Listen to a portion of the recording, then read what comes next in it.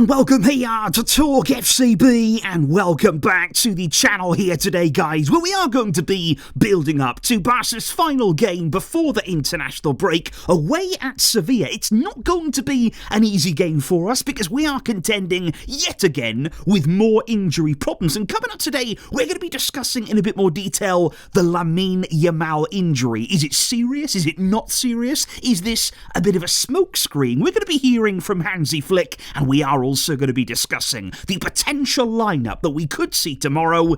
How will we respond to the setback and the defeat that we suffered against PSG? We are going to find out, so get ready. And let's do this. Now, today's match preview video is coming to you courtesy of the OneFootball app, which is the absolute best way to stay updated with everything that is going on with Barca, with La Liga, with the Champions League. And right here, what I really like about OneFootball is the head-to-head function, because as you can see right here, they give you so many different stats and insight on the matchup. And against Sevilla, we have been incredibly successful over the past decade there. Sevilla have only managed to beat us twice in that time. And coming into this game, I'd say Sevilla's form has actually been quite decent. They've actually handled themselves, okay, not too bad in La Liga this season. But in terms of the head-to-head, you go down here to the previous matches. Last season, we absolutely dominated Sevilla. We won 4-1 at the Ramon Sanchez Pizjuan and 5-1 at home. The season before was a little bit closer there. Sevilla, of course, over the years have been a very, very solid, very dependable team. But what I want to see right here today is you guys getting involved on the predictions here. Lots in favour of Barca, lots here that you can get involved with. Please do head over right now, download the OneFootball app using the link down below. That will really help the channel, and I know OneFootball will help you too. Because indeed, guys, Barca will be heading to the city of Seville on Sunday, and it's Sunday afternoon, their sort of early evening kickoff time, 4:15 local time. And to be honest, I always get a little bit nervy sometimes with early kickoffs. Barca are not always that used to them. We're not that used to them. I quite like them in terms of the timing, but in terms of the performance, that is what we are looking for this weekend. And certainly there, the Ramon Sanchez Pizjuan, it's always a stadium that's going to provide a real atmosphere. They are going to get behind their team. They can make it a very intimidating place to go. There's always a good feel around the whole city of Sevilla. It's a football mad city there with Sevilla and Betis in it. And of course, Sevilla are a pretty historic club. They're a name that we've all come to know very, very well over the years. But like I say, right now,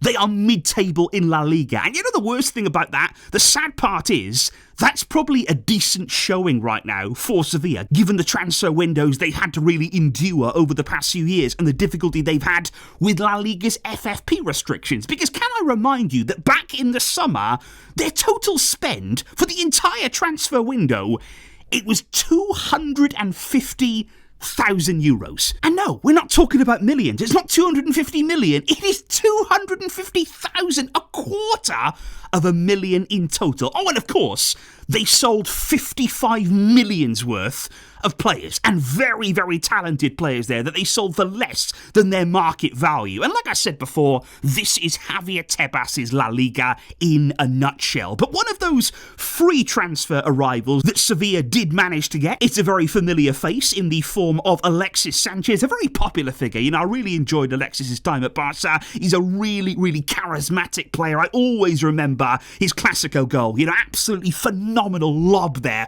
over Diego Lopez at the Camp Nou. What a goal, what a moment and a win that was. And of course, who can forget the thunderous drive on the final day of the season against Atletico Madrid. I thought that goal was going to send us to the title on the final day, but of course we just missed out. And why did we miss out again?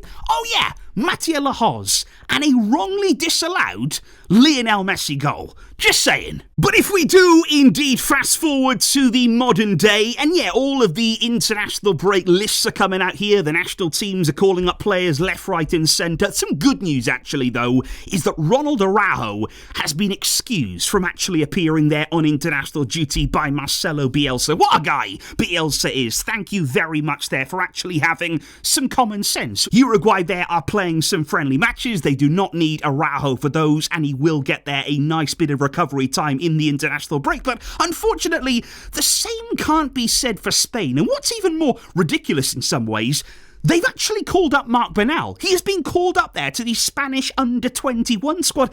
And I'm just thinking, why? You know, he's literally just come back there from being out for a year. Barca are clearly really, really limited and managing his minutes there. They've introduced him so slowly back into things. Does he really need to be going away right now on international duty for the under-21 team? Flick said today he's not ready to play minutes. He's not ready to play a number of minutes. It's a very difficult situation that he's in. Right now, you know, he's not fit for that. He's coming off the back of a really serious injury. It lasted more than a year.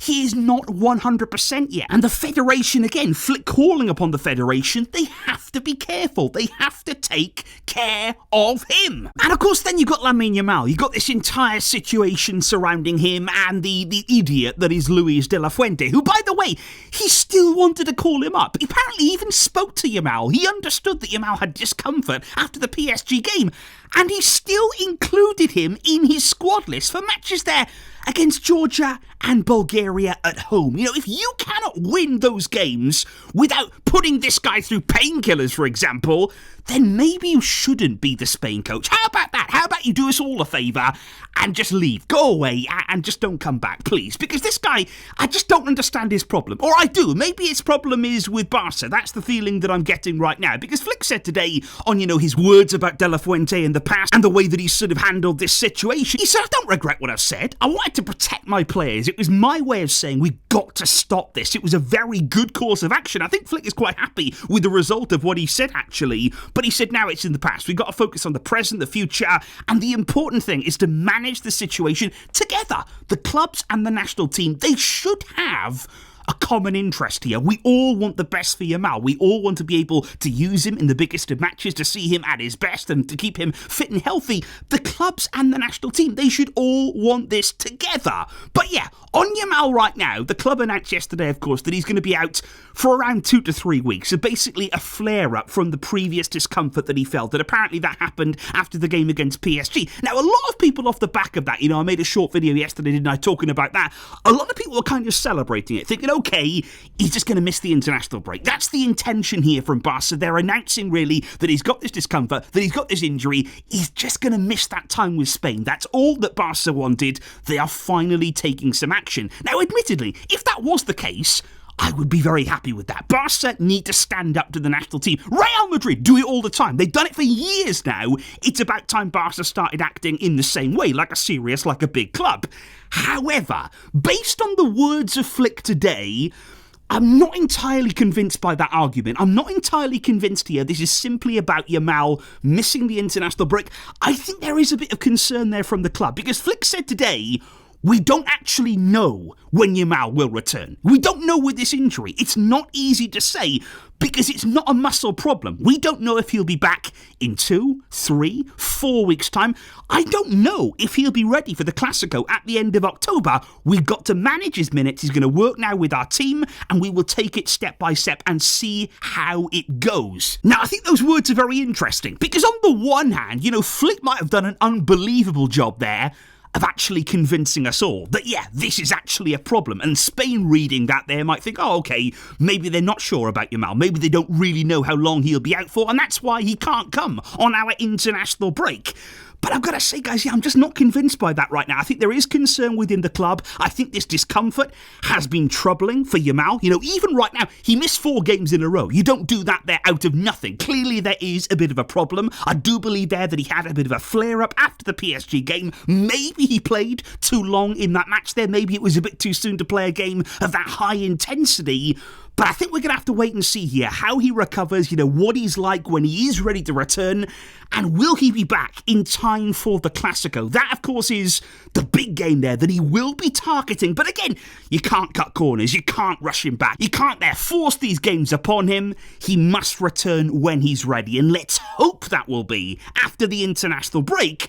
But I would say right now, that is far from certain. Which does then bring us on to the potential lineup that we could see from Barca on Sunday against Sevilla. Of course, it is going to be once again Szczesny in goal for Barca, but I think the defence, it's very much up in the air. You know, against PSG, we saw Jules Koundé at right back, and I didn't really think Koundé, to be honest, had the best of his performances, you know, of late in that game. Eric Garcia, I thought, was one of the better players in our defence at centre-back. You know, are they going to line up in the same way? Or maybe I think Eric could come across to right back in this game. game, and maybe Koundé will get a little bit of rest. And then at centre-back, I think we've got to see Ronald Araujo in the starting lineup again, and maybe even Christensen. Maybe again we're going to see big changes in this back four. Flick seems still very undecided on that centre-back pairing. And then do you bring Balde in the starting lineup again now? Do you bring him right back in here just before the international break? Is he ready to start this game? I'd like to see it. Hopefully he can, but we will have to wait and see on that one. Then in midfield again, it's tricky because Pedri really suffered physically against PSG. He did come off early, so I do expect him to start in this game, but Frenkie